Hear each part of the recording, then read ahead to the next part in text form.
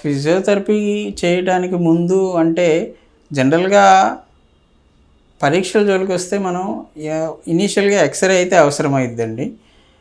నడుము నొప్పికి సంబంధించి ఎక్కడ ఏ ప్రాబ్లమ్ ఉంది, ఏ రీజియన్‌లో ఉంది అనేది తెలుసుకోవడానికి కొంతవరకు ఎక్స్‌రే ఉపయోగపడుతుంది. దాంతోపాటు ఎక్స్‌రేలో కూడా మనకేందంటే బోన్ యొక్క డిఫార్మిటీస్‌ని 100% చెప్పగలుగుతాము. కొన్ని నర్వ్ కంప్రెషన్ ఏదంటే డిస్క్ ప్రొలాప్స్ అయింది, ఎంతవరకు ప్రొలాప్స్ అయింది, అంటే ఎంతవరకు నరాన్ని ప్రెస్ చేస్తుంది, ఎటువైపు ప్రెస్ చేస్తుంది, ఇవన్నీ తెలియాలంటే మనకి ఎంఆర్ఐ తీసుకోవడం చాలా ఇంపార్టెంట్ అండి. ఎంఆర్ఐలో ఏంటంటే మన నర్వ్తో పాటు నర్వ్ కోర్సు, డిస్క్ క్లియర్గా కనిపిస్తాయి. దాన్ని బట్టి మీకు 100% జెన్యూన్ ట్రీట్మెంట్ అనేది దొరుకుతుంది. Correct treatment. మనం మెయిన్ రూట్ కాజ్ అంటున్నాం కదా, ఆ రూట్ కాజ్ దేనివల్ల వస్తుంది ఇతనికి నడుము నొప్పి అనేది మనం చెప్పగలుగుతాము. దానికి తగ్గ ట్రీట్మెంట్ చేస్తే మీరు తొందరగా వితిన్ 2 వీక్స్‌లోనే నార్మల్ అయ్యే అవకాశాలు ఉంటాయి. ఇంట్లోనైనా ఫిజియోథెరపీ చేసుకోవచ్చండి.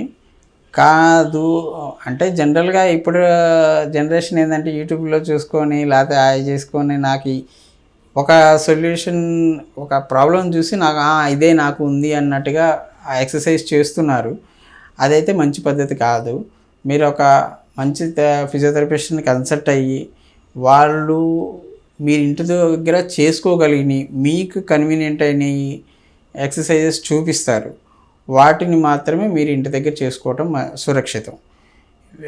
లేదు వేరే చేసుకున్నారంటే ఉన్న డిస్క్ ఒక్కోసారి అది మనం చెప్పలేము. సపోజ్ లెస్థసిస్ అనే ప్రాబ్లం ఉంటుంది. అంటే ఒక బోన్ ఇంకో బోన్ మీద ముందుకు జరిగినట్టుగా అవుతుంది. అలాంటి వాళ్ళకి ముందుకు వంగే ఎక్సర్సైజ్ మాత్రమే ఎక్స్ప్లెయిన్ చేస్తాం. వాళ్ళకి వెనక్కి వంగటానికి ఎక్సర్సైజ్ చెప్పకూడదు.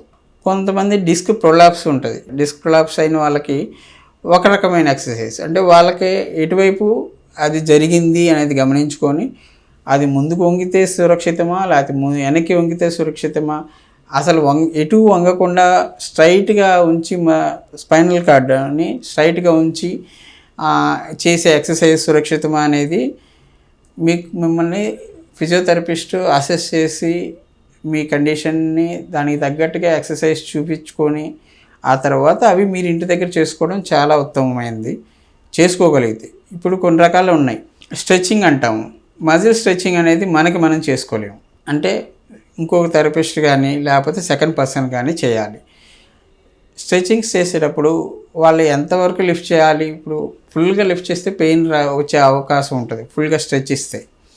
దానికి తగ్గట్టుగా మజిల్ టైట్నెస్ ఫీల్ అవుతూ ఎంత స్ట్రెచ్ ఇవ్వాలి అనేది థెరపిస్ట్ వీళ్ళు డిసైడ్ అనమాట. అందుకని మీరు ముందు ఒకసారి ఫిజియోథెరపిస్ట్ని కలవండి. దానికి తగ్గట్టుగా వాళ్ళు స్ట్రెచ్చింగ్స్ అవసరమైతే వాళ్ళు థెరపిస్ట్ క్లినిక్కి రమ్మని చెప్తారు. లేదు ఓన్లీ స్ట్రెంథనింగ్ ఎక్సర్సైజ్ చిన్న ఎక్సర్సైజ్తోనే తగ్గుతుంది అనుకుంటే మీకు ఇంటి దగ్గర చేయాల్సినవి కూడా వాళ్ళు క్లియర్గా ఎక్స్ప్లెయిన్ చేసి చెప్పడం జరుగుతుంది. దాని తగ్గట్టు మీరు ఇంటి దగ్గర కూడా చేసుకోవచ్చు. కొంతమందికి రాని వారు ఉంటారు. అలాంటి వాళ్ళకి మన థెరపిస్టులే కొంతమంది ఇంటికి వచ్చేసి ఆ మోడాలిటీ వాడటమా లేకపోతే స్ట్రెచ్చింగ్సా ఎక్సర్సైజెసా అనేది వాళ్ళు ఇంటి దగ్గర చేయటం జరుగుతుంది. ఇలాంటి వాటికి దాన్ని హోమ్ ఫిజియోథెరపీ కింద ట్రీట్ చేస్తాము. హోమ్ ఫిజియోథెరపీ కూడా మీకు అవైలబిలిటీ ఉంటుంది. కానీ ఒక ఎక్స్పీరియన్స్ థెరపిస్ట్ దగ్గరే చేసుకోవడం మంచిది.